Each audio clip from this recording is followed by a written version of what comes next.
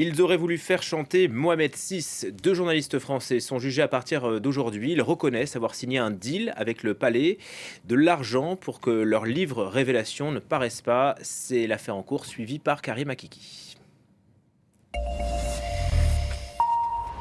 Bonjour Karim. Bonjour. Les avocats veulent prouver que les deux journalistes sont tombés dans un piège. Oui, une histoire et deux versions.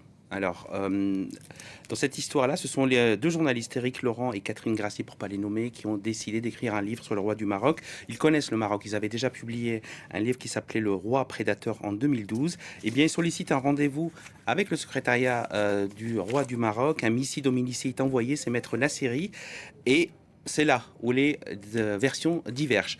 Les journalistes disent qu'ils sont tombés dans un piège. On leur a proposé de l'argent en échange de l'abandon de l'écriture de leur livre. Et le Maroc, à travers son représentant, Maître Nassiri, dit que ce sont les journalistes qui, eux, ont proposé la possibilité d'être rémunérés contre le fait de ne pas écrire ce livre. En tout cas, les révélations à l'intérieur du livre allaient nuire au Maroc.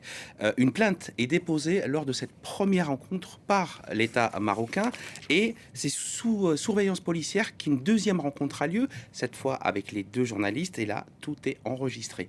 L'envoyé, l'émissaire du Maroc, le maître Nassiri, lui, enregistre la conversation.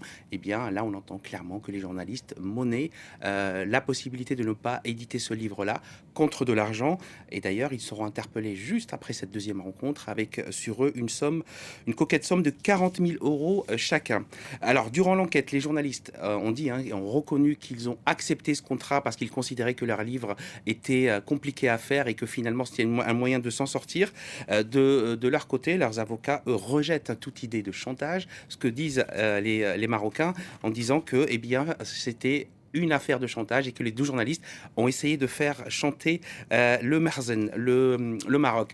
Alors, le procès devra juger de cette question. Et on a un élément qui est rarement produit en justice. Il y a eu une longue bataille judiciaire. Ce sont justement les écoutes de cette rencontre qui vont être diffusées tout au long de cette audience.